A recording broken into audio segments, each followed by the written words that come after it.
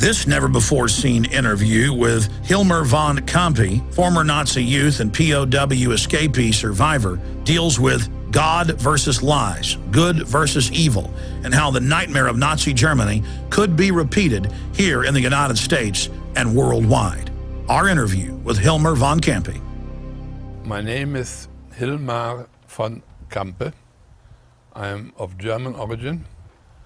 I grew up under the Nazis. I was a member of the Hitler Youth, and I am a World War II veteran.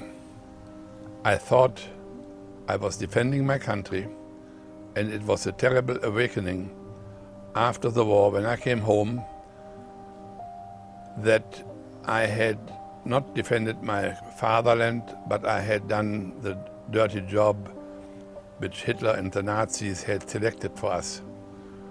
And I began to study to find out why and how this could happen. And what I found was that the Nazi state was built on lies. And the Nazi ideology and the Nazi philosophy were built on lies. And that Germany went down the drain was because of godlessness. Godlessness means that I do act contrary or a nation acts contrary against God's commandments, which are for everybody everywhere, whether you believe in God or not. And I have tried to formulate an answer so that what happened in Germany at that time did not happen here again. And it is very disturbing that, in my view, we are very close to the same end.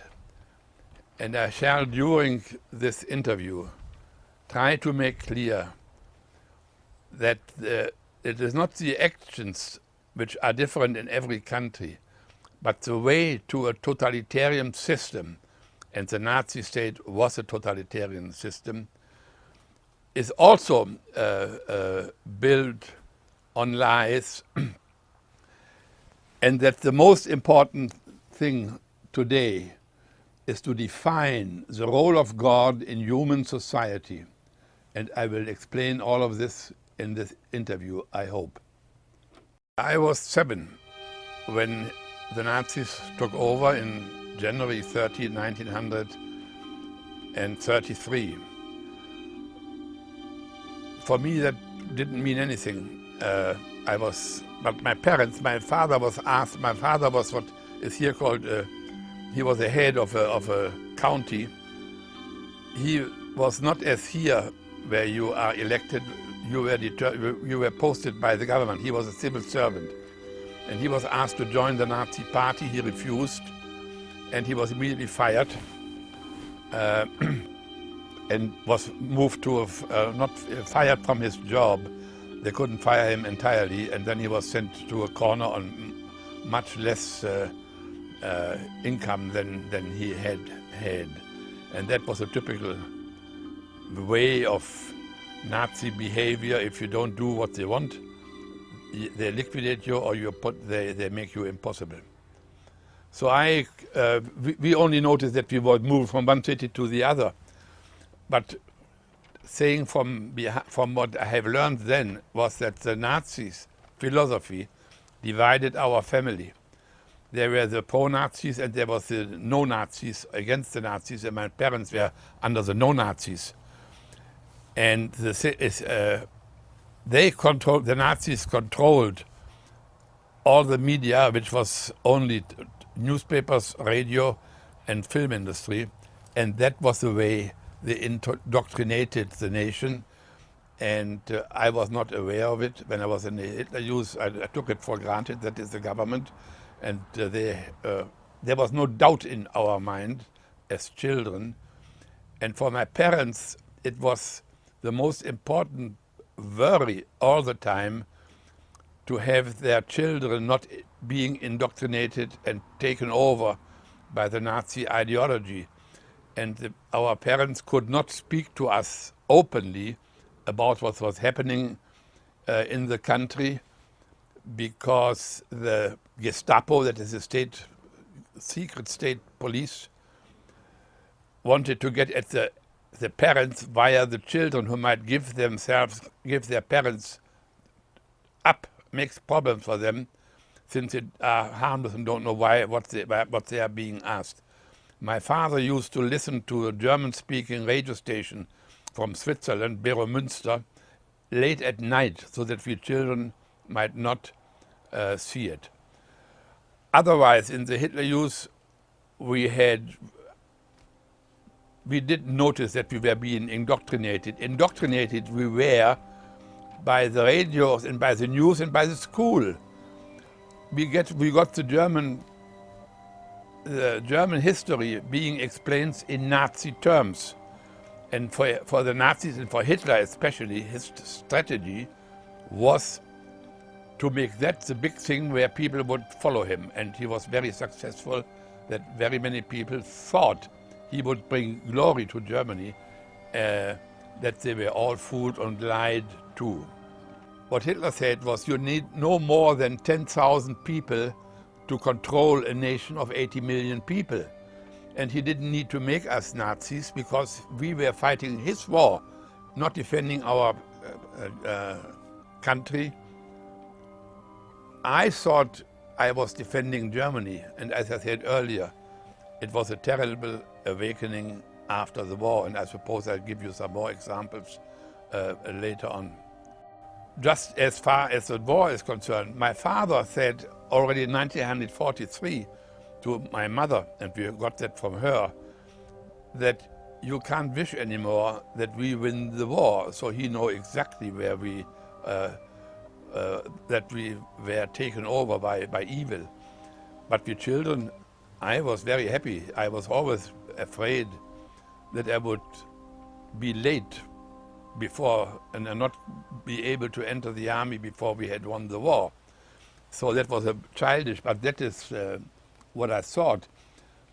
When we were on a train, I was a gunner in a tank, where we called that assault artillery. It was a tank without a tower. There came the news from the attempt to kill Hitler in 1944. And then they gave a long list in the radio of names of generals and of people who were involved in that attempt. And I thought to myself, they were very good German names. And I said to myself, what a pity that they did not succeed. So and that I remember distinctly, which means we didn't like the Nazis, but not so much on the ideology. It was on we didn't like the people. They were impertinent. They thought they knew everything. They tried to teach you everything. And especially they didn't like any they didn't want you to be, you couldn't dare to be of other opinion than they had, or you would have been in trouble. And we had, before our church, we sometimes had the Gestapo, 2 Gestapo agents in front of the church and taking down our names, everybody's names, intimidation, because their purpose was to destroy religion and destroy Christianity. Well, Hitler is known as having said, I have it in my book, I think, that he will wait some years and then he will destroy the churches and the Christians. That was his purpose. And I come to the reasoning later on.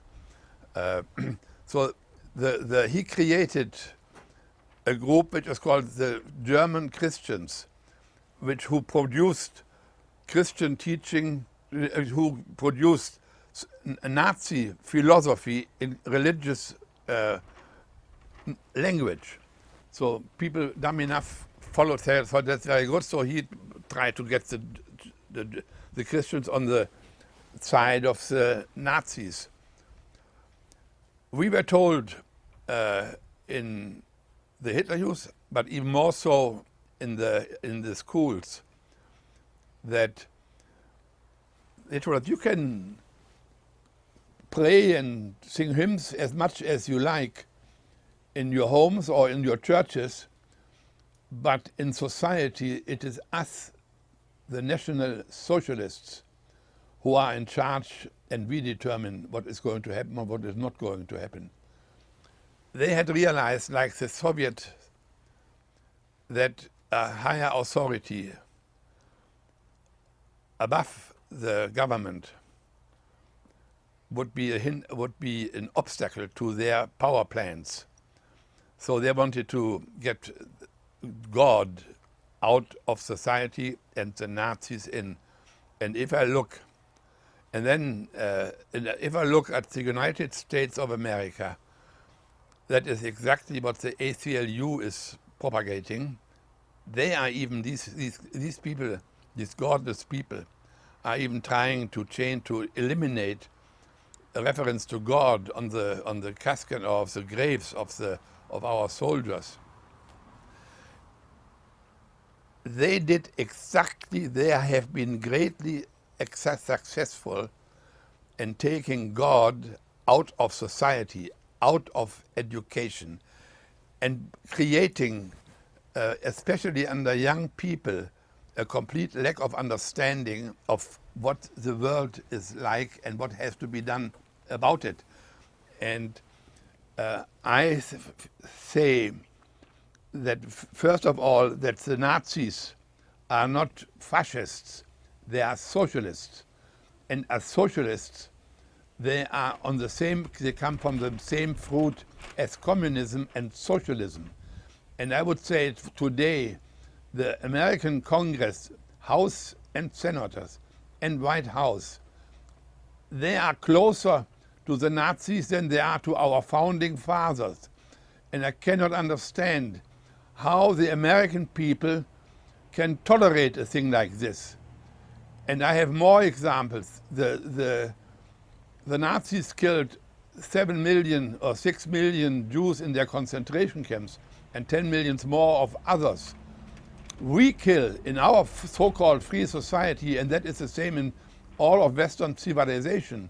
We are killing here 50 million unborn human beings, and that we are being represented as a nation by a group of people who tolerate this immorality. I don't have any words for this, that is being tolerated. And I think there is in the Declaration of Independence, in the second paragraph, it states that the government is formed to defend the life, happiness, and of their people according to the demands of the Constitution. And if they do not do that, if they try to liquidate the Constitution, they should be removed by the people, and other people should be put into government who are committed to the reality of our Constitution, and I am on their side. The world consists of people, and all people, whatever their race is, whatever their religion is, whatever their color is, they have the same human nature. And inside of every person, there is the voice of God, and there is the voice of Satan, of the devil. And following the law of, I don't know how you would take it, following the voice of the lie within yourself leads to disaster in the personal and in the national life. And our founding fathers were very much aware when they wrote the Constitution that they had to produce something which made it very difficult to take over from outside or from inside.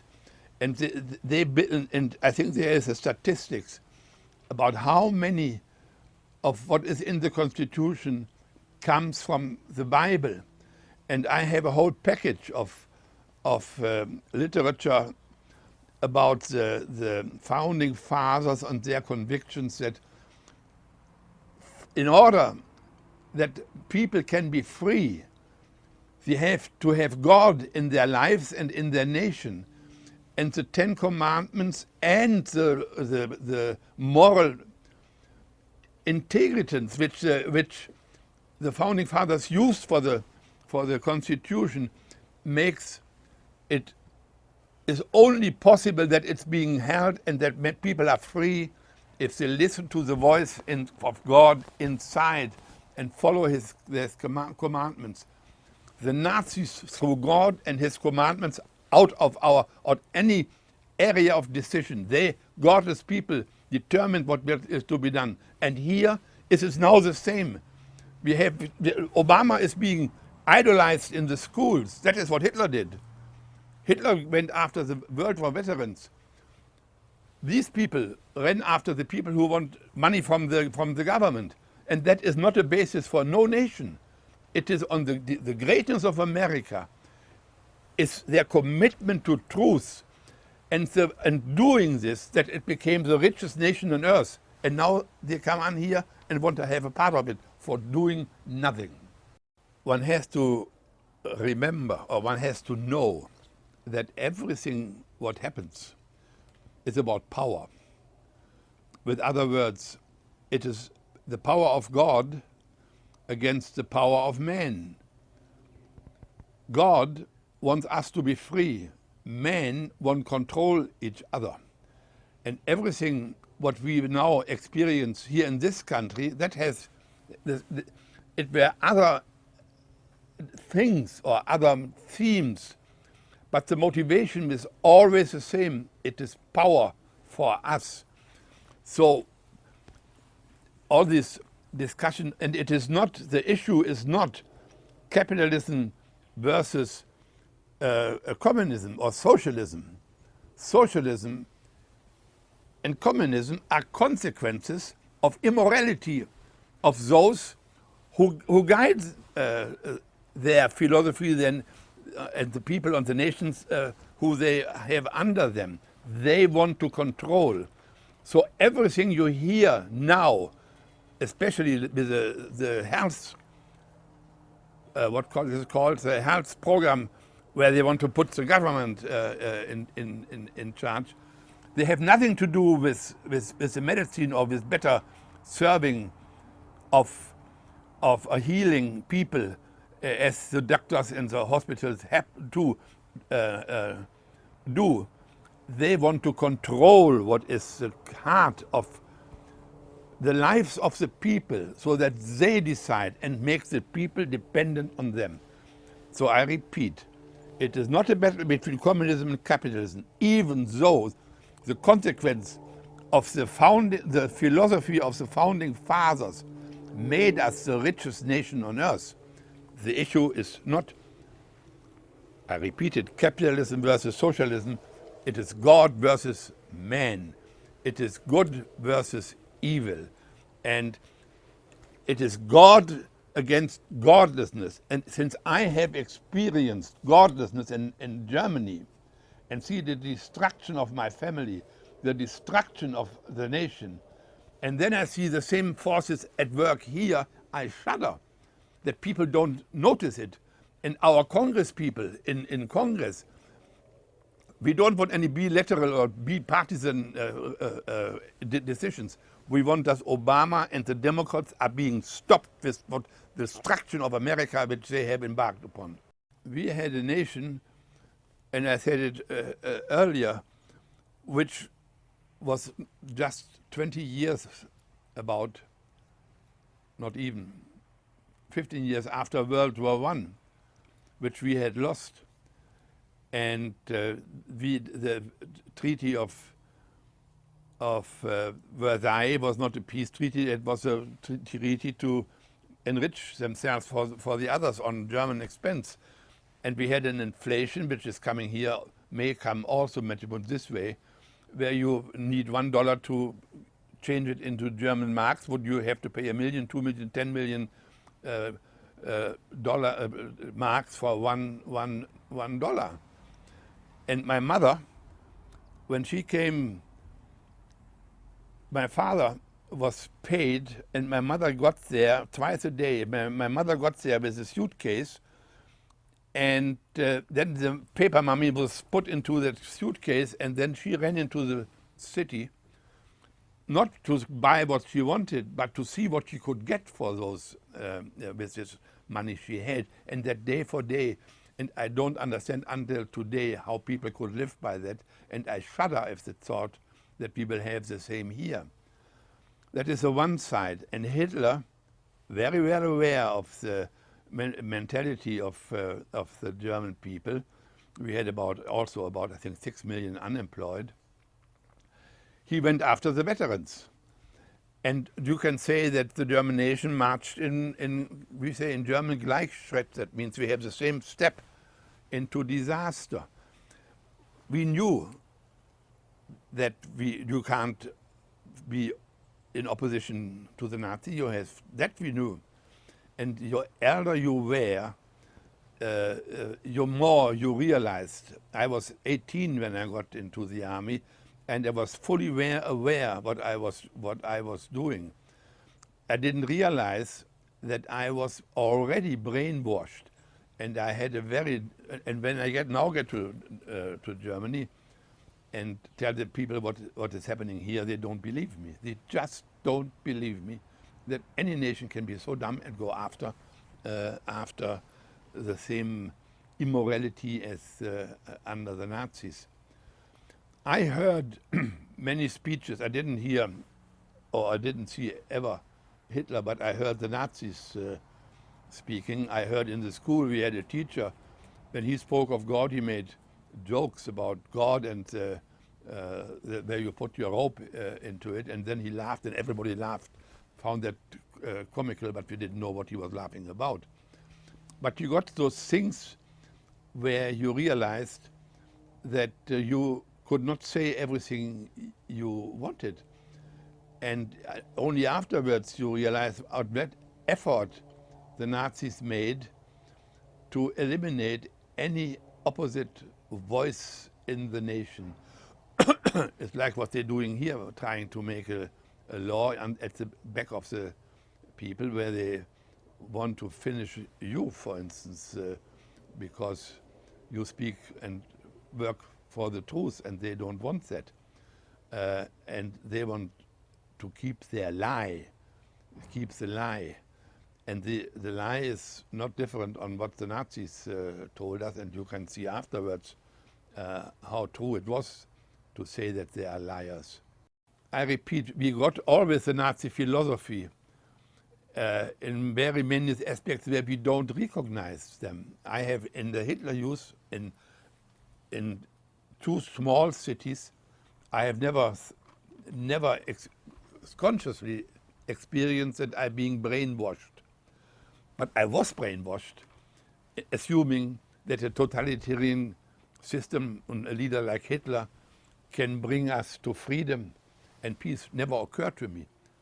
That was a state, that was a government, that was our army, and that is, we are Germans, so you be for Germans.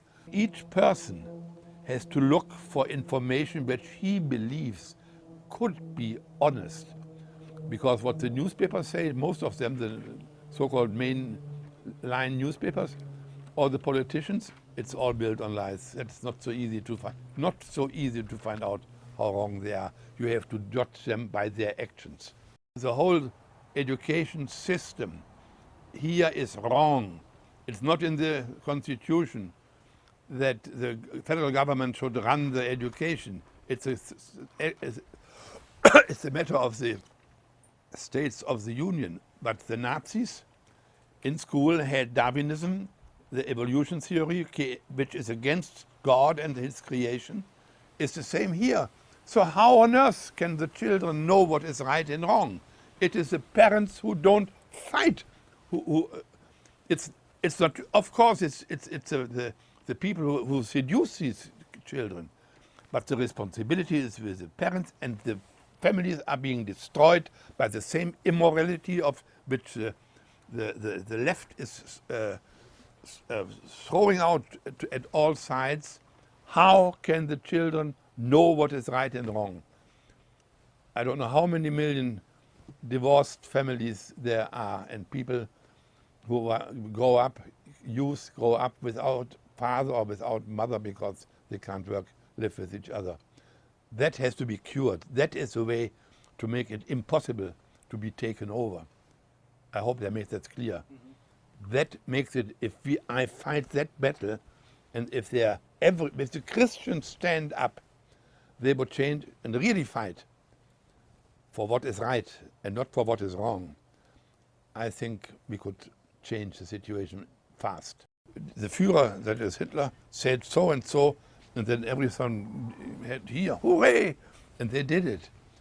And the Nazi functionaries, they didn't think for themselves, and they were very small-minded. They thought they knew all the answers, and they told people what they should do. And there were very few people who dared not to do what they were being told. As you say, there was no definition for what the rights are, what the society is based upon, on the German working like nobody else. It was all pro-German and had always a sense that we are better than the others. And a lot of people fell for it. Here in America, the wrong is first of all being promoted as a virtue. But it is the road to a totalitarian system, because a totalitarian system is the abandonment of God's commandments. And where men can only, those who do that, they can only rule if they control everybody. And if you have no moral standards, then you can't judge. If you don't have moral standards, a Christian has to live by the moral standards and not by the expectation of heaven. Because if you follow the moral standards of God, your way will be all right, and you will recognize who is against it, and then you can think what to do about it. So we have this here in America right now, the judges who do as they see fit, and they introduce legislation which is contrary to God's commandments, and Congress doing nothing. That is the road to disaster. Because we had no really law in Germany at that time. The law was made by the Nazis. And they made a law that the Jews are no good and they had absolutely no right anymore. Now they have others. Here it is not the Jews, but here is others. It's those who are against you or against the government, where the government decides what is right for you and what is wrong for you, and if you don't do it, we will teach you. So that is a very dangerous road if that happens. What I'm saying is that what we just discussed, that men decide, groups decide, individuals decide what is right and wrong, it is no different to a nation not knowing what is right and wrong. And I speak, when I say the role of God in human society is a lifeline of the battle which we have to fight. This is part of what I call the insurrection of humanity against God, which means the organized retreat from God's commandments in the national infrastructure, or the infrastructure of a nation, where God's commandments are being taken out, and new, like abortion, for instance, in most Western countries, it has become part of the law. It may be part of the law, but it is not lawful, and it is immoral. It is murder. And you have various things like this, which are being proposed by the same politicians who at the same time want to lead you in a collective socialist society. You can clearly state that socialism is an immoral proposition. It's not a right position, it's an immoral and wrong position. And every soldier, if he hears me speak can take it for granted that that is the truth. And everything which has to do with it has to be destroyed, or has to be finished, thrown out. My escape from prisoner of war camp in communist Yugoslavia is in so far of importance as it gave me the basis to recognize what I am experiencing afterwards. So I left. We were five people, 5 soldiers, who decided that we would not survive the winter because there was no real food, and it became cold and we had nothing to put on. So 5 of us left, and the plan was to go to Hungary, and from Hungary to Austria, and within Austria was the demarcation line between the Soviet army and the British army, who were occupying Germany and Austria at that time. And the first night when we left the camp, we lost the guy with a map, and the 4 of us continued. We walked according to the moon, and to the North Star. We had to go northeast. We had to cross one river between Hungary and Yugoslavia, and when we came close to the river, it was very cold, and inside myself I said, I'm not going to swim through it. I rather give up to the authorities, whatever that may cost me. When we came to the water, it was a death penalty on trying to escape. When we came to the river, we found a boat underwater lying there waiting for us. We had one person of the Navy there, and we got it floating, and we crossed the river. Then we realized that we were still in Yugoslavia. We had to cross the main river. This was a side river of the same thing. So when we came 2 days later, or 2 nights later, to the main river, we again found a boat, which this time it was tied at a tree, and we crossed the water, and we were in Hungary. So we got, for the first time by the population, they gave us really to eat, but there were very few men. They were either prisoner of war there on either side in the war, or they were dead. And we went to a farmhouse in the morning after walking through the night, and they put us up. Once we were late, and apparently some people had seen us disappear in this small farm, which was occupied by 2 women, and they welcomed us and gave us to eat, and then they said we could sleep in the stable. We were scarcely in the stable, they came back shouting, soldiers, soldiers. And I saw them coming with a dog, and they're coming after us. So we were 2 at that time. We had split into 2 and 2, and we ran for cover to some bushes which were very close. We had to go through via a field which was plowed, you say. So you could see my footsteps. I lost my papers. They were all the ones I have there. They were all over the thing, so you could not miss really seeing that. And then we came down in the bushes, and then we saw the Soviets with Shishu in the air coming into the village, pick up my cap. I could see them pick up my cap, and then they turned around and went in the opposite direction. I had absolutely no explanation how that is possible. And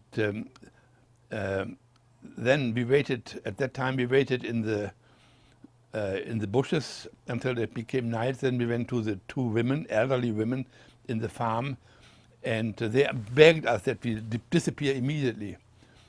They knew, as we did, that if the Soviets would find us with them, we were all dead. I sat down instead in a chair and said I wanted to have something to eat first. And they gave me something to eat, and then we went away.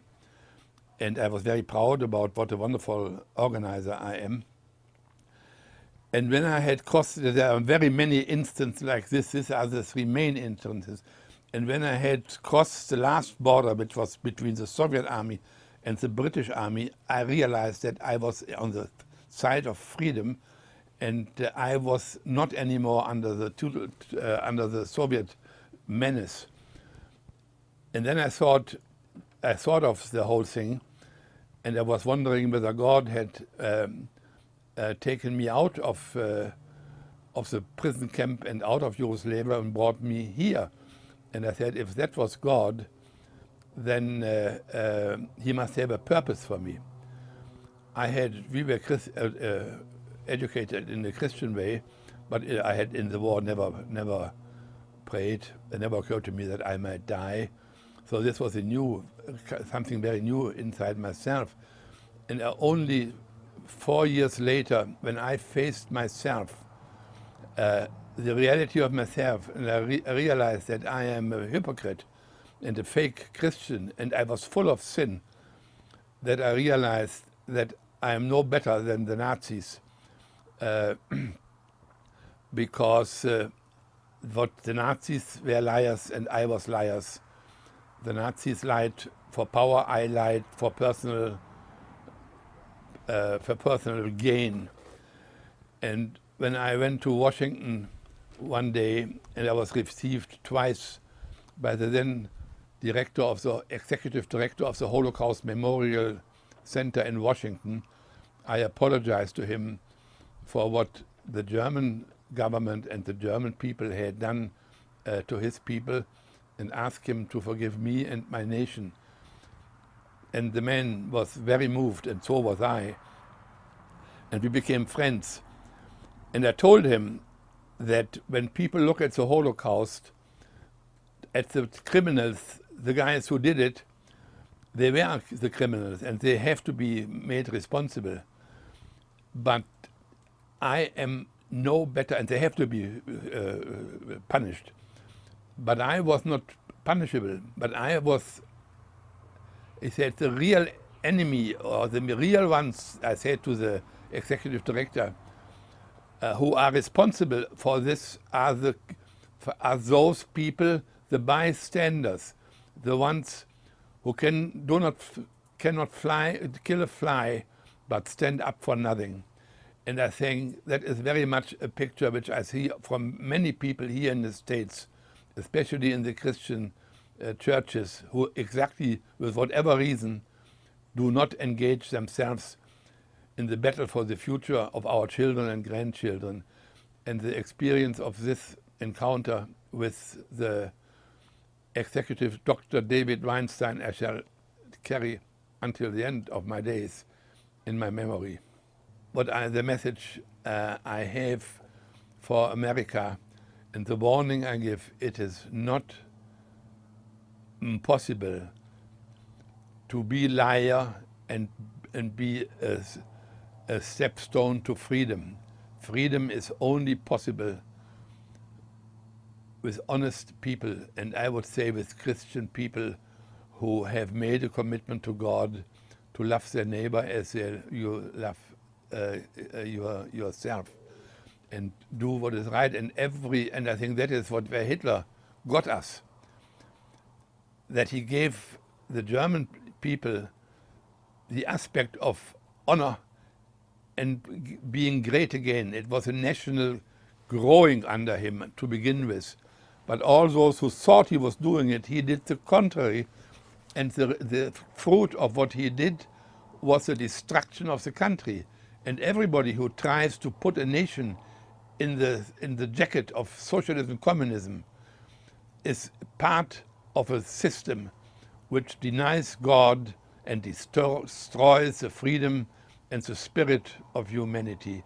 And that is why I am in this battle, because I realized that when I realized who I am, one of the first thoughts I had, how I had treated the two women in Hungary, when I wanted food and they wanted to get rid of me.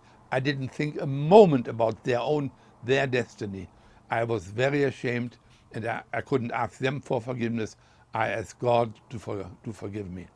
What I want to say is that without change in human nature, and human nature is the same all across the world, without change of human nature, which means a new orientation of your motives, nothing good is to come out of what you do or what your nation do. And your nation, and America is one of the few nations which does have a mission, which is freedom, not just for one's own nation, but freedom for the world. But freedom without truth is not possible. That's why we say the battle for freedom is a battle for truth. And you have to get rid of hatred. My mother hated the Nazis. She hated the British who threw us out in West Germany, out of our where we lived. And we hated our host where we lived, in this house we lived. When she realized that she was a fake Christian like myself, and that she was full of hate that she should love, she realized she couldn't. She just could not get rid of the hatred, because she made the Nazis responsible for the disaster of our family, for the disaster of our country. And she went down on her, and the hatred is what has to be healed. And hatred is the same which motivates the totalitarian system, the communists, the Nazis, the socialists, the liberals, and most people, they don't call resentments hatred, but resentment is hatred. My mother went down off their knees and said to God, God, if you up there, I know that I am a Christian. I know, and I know that you know that I am full of hatred. I cannot get rid of it, and I do not get up here before you help me to do that and liberate me of my hatred. It took her 2 months, and she got up and was a very happy woman, something which no son can wish more for his mother, and she went to battle for the souls of people from there on. So that I wanted to say, that are the fundamentals, a part of the fundamentals of what is necessary to change the direction which America has taken now. And what happened then in 1945 is no different in its motivation of what happens here today, and it has to be changed. Well, people who don't have, let's say, let me put it very carefully, a sense for the rights of other people, have no other way to their own power by destroying them. Put them in a prison, put them in a camp, kill them. And, or let them, if those people who think they are getting now financial help will realize by the government and vote for them, they will realize that the promises are all lies, because they are not directed at them. They are directed at the power of those who want to have the power and distribute other people's fortunes to those who don't have it, instead of helping them to stand on its own feet. And human nature, if left to himself or to itself, will always lead to immorality. The immorality of a Nazi is the immorality is different as the immorality of a person who changes everybody, his lover or something of that nature, who lets go on sexual behavior as the main purpose of his life, or you try to get more money out of somebody else, or is all things which naturally evolve if they listen to the wrong voice inside themselves. And the only ones who can change them are God with themselves. They themselves have to find their own ways by measuring their own life an absolute moral standards, absolute honesty, absolute purity, absolute unselfishness, and absolute love. That are standards which will be very difficult to live out, and there are not very many people, if ever, can do it. but as a standard they are necessary, and then people can create a peaceful society in which people can live in freedom. There are many things where the stronger go over the poor or go over the weaker people, like the Nazis did, like I did. And I had to ask God for forgiveness for that I have betrayed his commandments. And ever since, they are the basis of my life. So in other words, my escape, which was a pure miracle, I was a bit like the Jews being led out of Egypt, really motivate my whole life, because I thought, as I am, so is my nation. And if I am responsible for that Hitler could do what he did, there are millions of others who need to change. I'm not judging. I'm not even judging myself. I'm defining what is right and wrong. And people, please, go ahead and do the same. Become a force for freedom of everybody on this globe, and that America can fulfill, on the basis of our Constitution, the mission God gave this nation. Don't give it away to a bunch of people who want their own power and want to rule about you, and who will destroy humanity. We thought the British and the French are the same enemies as World War I. And now they come back at us. So we believe what Hitler said, that they were attacking us. Now they come back to us, and we cannot tolerate that that happens. What happened in 1918 is happening again.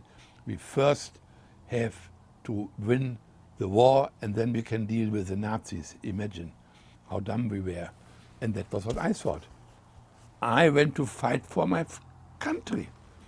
I wanted you to do good what the the earlier generation had missed and had brought us into defeat. So that's what they do. They lie. Hitler lied himself into power. And I think Obama lied himself into power too. I cannot say anything else. And the lie can go nowhere.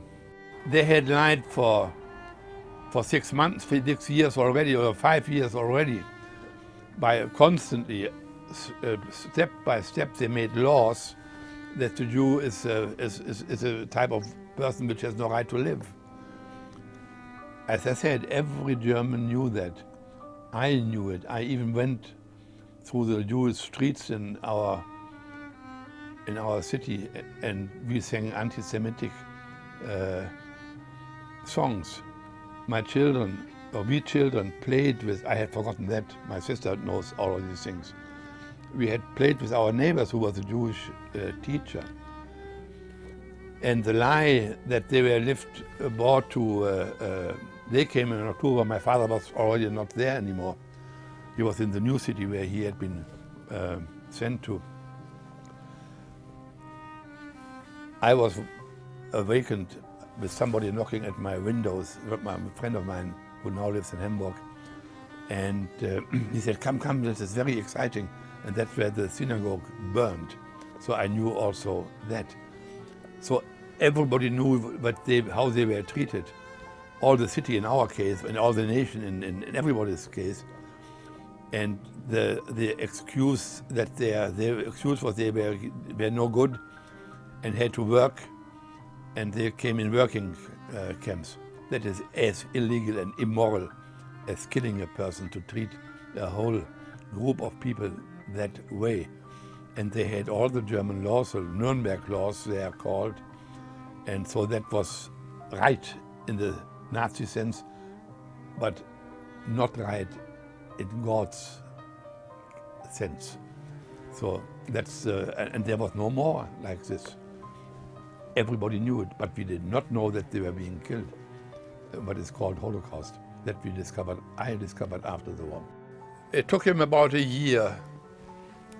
First of all, he had eliminated every opposition, parties, groups, trade unions, everything. The only Nazi-style organizations.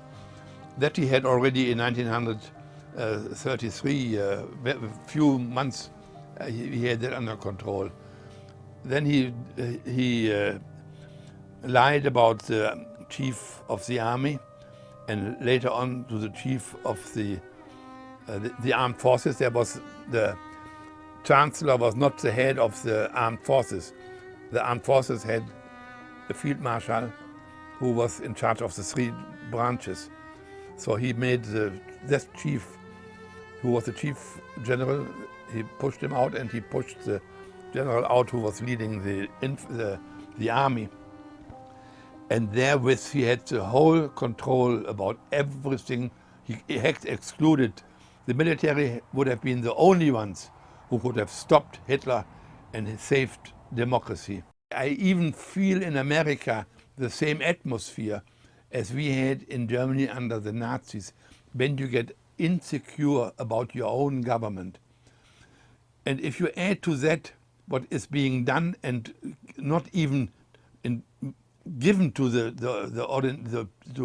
voters, we are on the same road down to destruction. And I will do everything I can to make myself fighting for the right of the freedom of this nation and the rest of the world. In the Soviet Union and in Nazi Germany, you have what we call the party line. There is a line given out and you have to stick to it. The political correctness, which even has still is not totally eliminated, is where somebody lays out what is right and what is wrong, and then you have the newspapers and the media to make this line stick. Goebbels, the chief liar of Hitler, he used to say, you have to tell a lie long enough and then always something is going to stick. And that is a principle which I have seen here already earlier. That is how the people are indoctrinated and brainwashed, that they think that what they think is right and the only thing which has been put into them from outside. The United Nations is a godless grouping. I have never heard that they have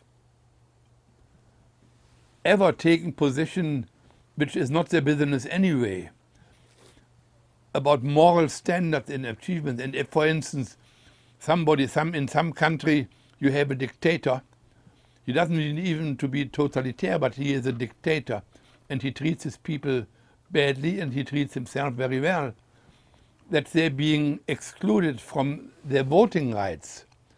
It's a completely immoral organization where even Fidel Castro has a vote. And now this guy signs America into that outfit where there is not one nation who has the moral foundation which this nation has. And they will destroy us. They will pull us down to their low level. And that a president who has not even proven that he is an American, and where he not even has proven that he is eligible for the White House, that he signs a treaty putting us into this godless instrument of the devil. That shows, and if people don't realize it, that comes, you are brainwashed. You have to go to the right literature. You have to read what the reality is. You have to be real yourself. And we should not do it. We should not get into United Nations. Absolutely not. Then comes Mao Zedong or Khrushchev or people of their descendants and tell us what we shall do. And they are better at that as we. I think there was, like myself, there were millions of cowards, because if you speak out here, you may lose your job. But if you'll lose your life and you think twice. especially if you have a family. But it was the organized churches under the leadership of their pastors should have stand up. And there was nothing of this. As I said earlier, every German knew the injustice which was done to the Jews, but it was not called injustice. And the same as if you say abortion, and Obama says he doesn't know it, and Pelosi says, I have been dealing with this all the time, and I don't see why it should prevent the abortion. If you think that you can be a Christian and vote somebody into power who is in favor of abortion, you should not vote for him. If you do, you are part of the crime they are committing. And America is still the only nation where the substance of Christian teaching is in force in the lives of very many people. My own pastor is standing up and saying that I don't care about what they say about the taxes, which I will lose. I don't care of it. I only have to learn what are the battle lines where I have to fight. But I want to have a part in the battle for freedom.